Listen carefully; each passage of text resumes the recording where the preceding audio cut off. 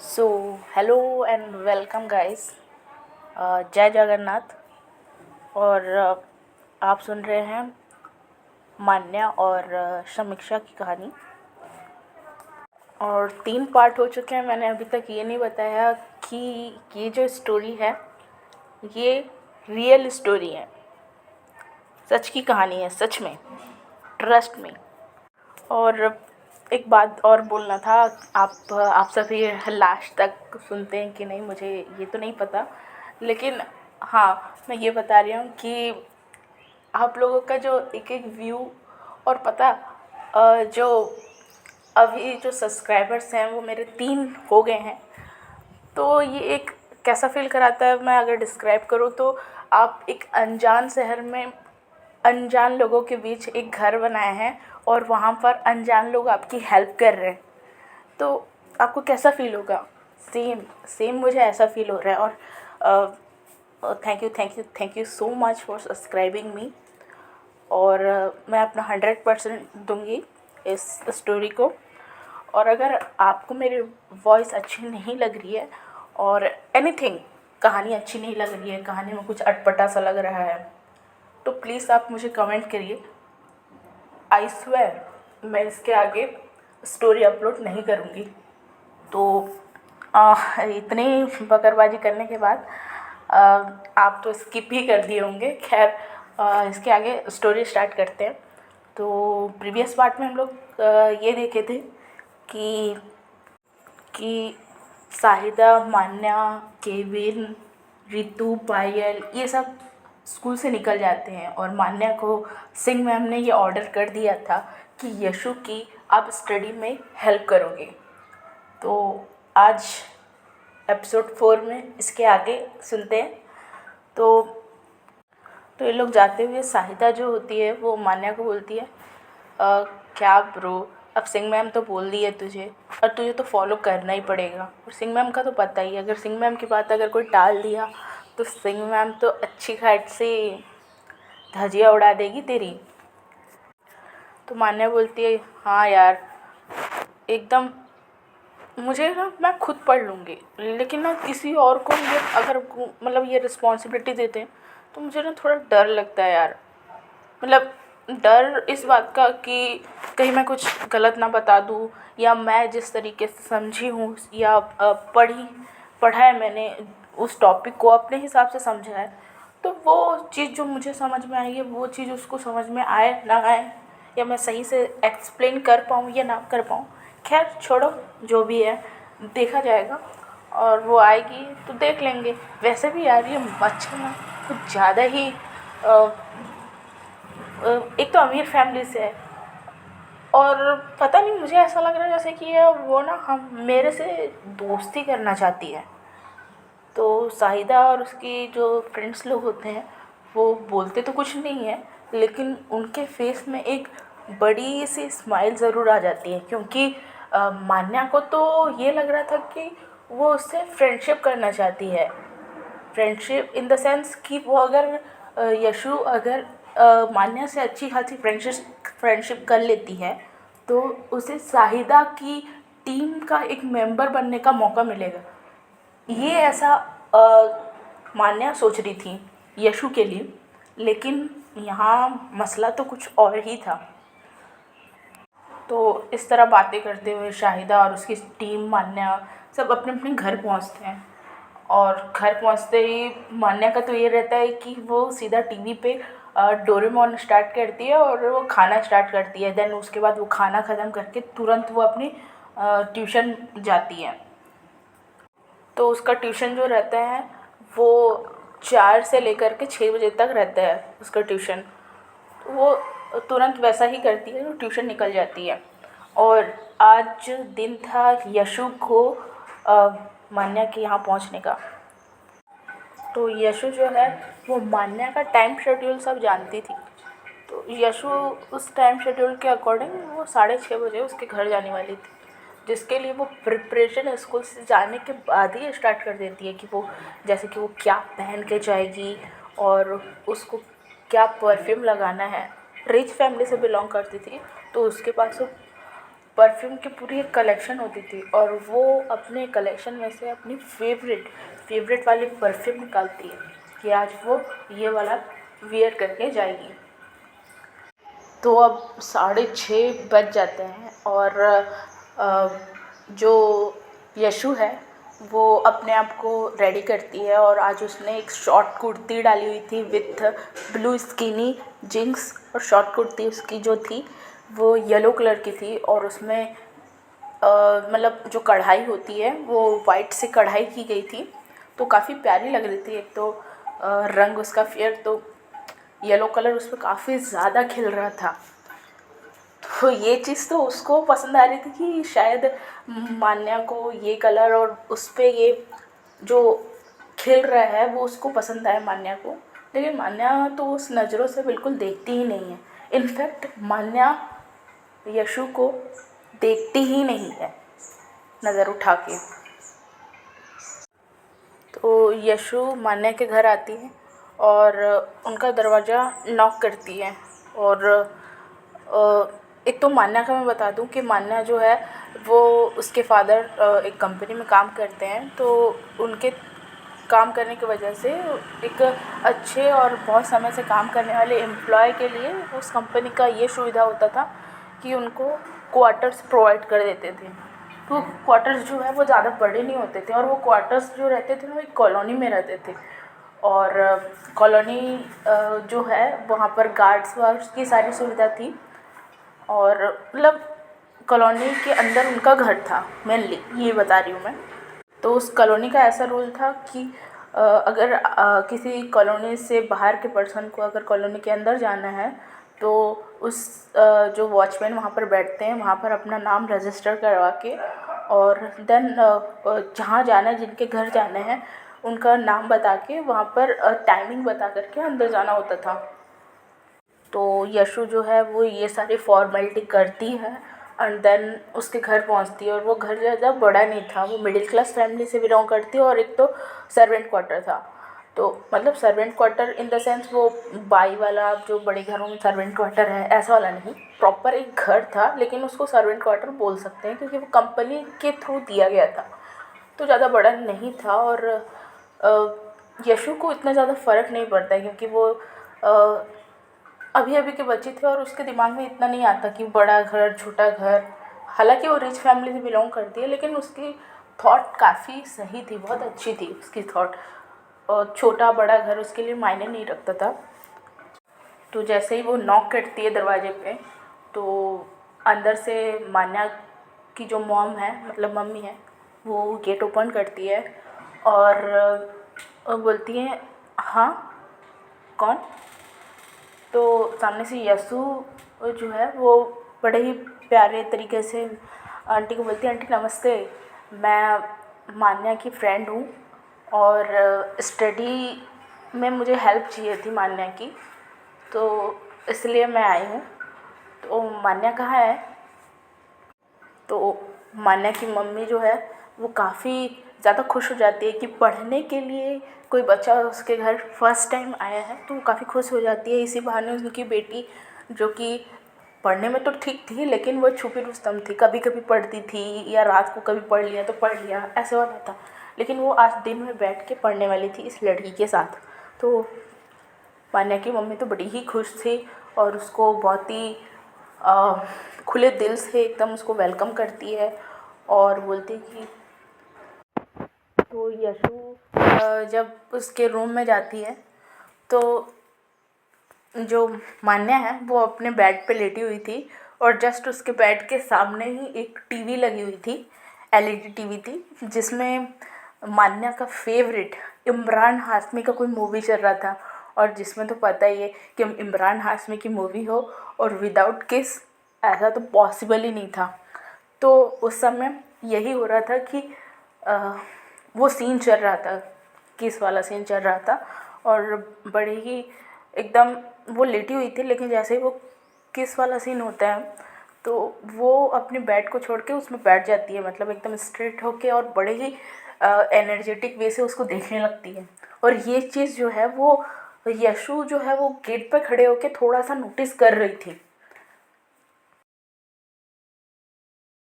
तो पहले तो मान्या की नज़र जो होती है वो गेट की तरफ तो पड़ती नहीं है, लेकिन थोड़ी देर बाद उसको ऐसा लगता है कि कोई उसे देख रहा है।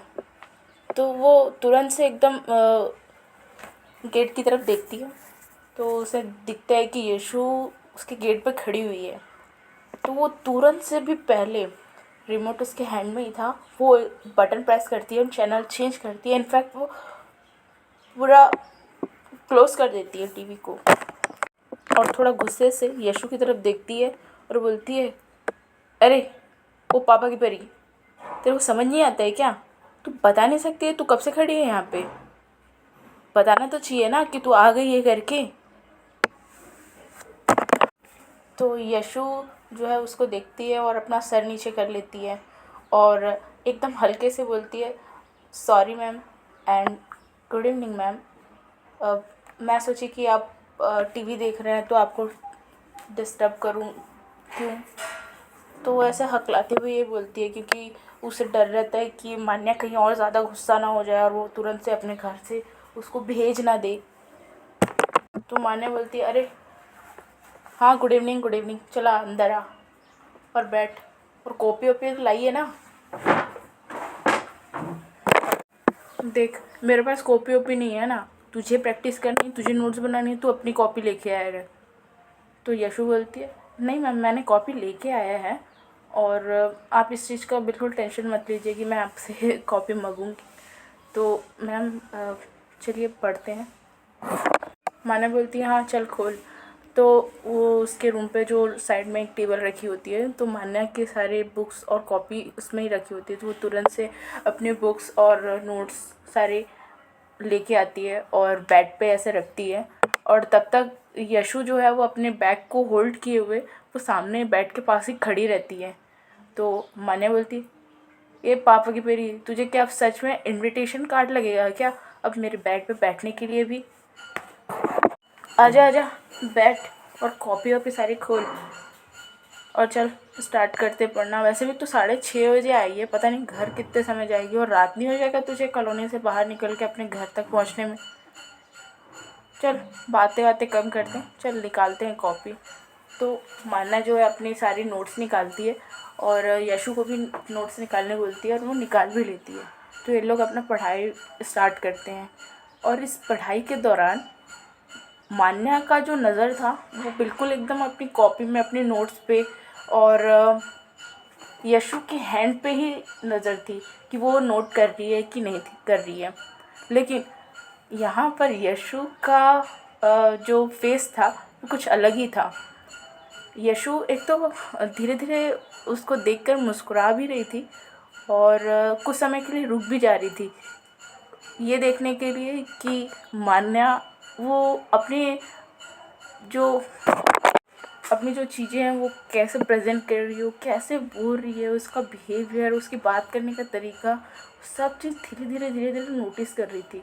और वो उसको इतना अच्छा फील कर रहा था, यशु को काफ़ी अच्छा फील हो रहा था, क्योंकि ऐसा जनरली इतना पास बैठ के उसकी बातें सुनना, उसके साथ बात करना, तो ऐसा पॉसिबल नहीं होता था जनरली। तो वो बहुत ही ज़्यादा एकदम खुश थी।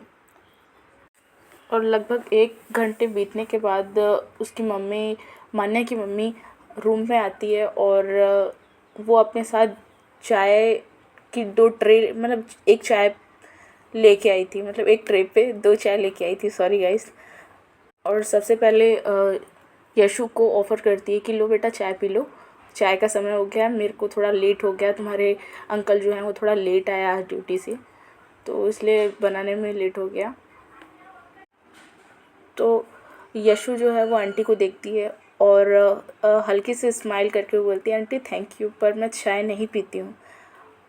और यहाँ मान्या पहले ही ट्रे से अपनी चाय ले ली रहती है। जैसे ही वो देखती है कि उसकी मम्मी चाय लेके आई है, तो वो तुरंत से भी पहले उठती है और चाय अपना ले लेती है, क्योंकि उसको चाय मतलब उसकी जान। मान्या लेते हुए बोलती है, अरे मम्मी रख दो, कैसे नहीं पिएगी, मैं भी देख लूँगी। तो उसकी मम्मी, मान्या की मम्मी उसको आंखें, बड़ी बड़ी आंखें दिखाते हुए एकदम घूरते हुए दिखाती है, और मान्या जो है वो समझ जाती है कि उसकी माँ क्या बोल रही है, और वो चुप हो जाती है। और मान्या की मम्मी वो चाय की ट्रे को लेके चले जाती है, खाली वाली चाय की ट्रे को। तो यहाँ मान्या जो है वो यशु को बोलती है, चाय पी ले, पहली बारी मेरे घर पे आई है और हम लोग का संस्कार ये है कि बिना खाए पिए किसी को भेजते नहीं है, तो चाय पी। और वो चाय की कप को ऐसे हाथ में पकड़ती है और उसको यशु की ओर बढ़ाती है।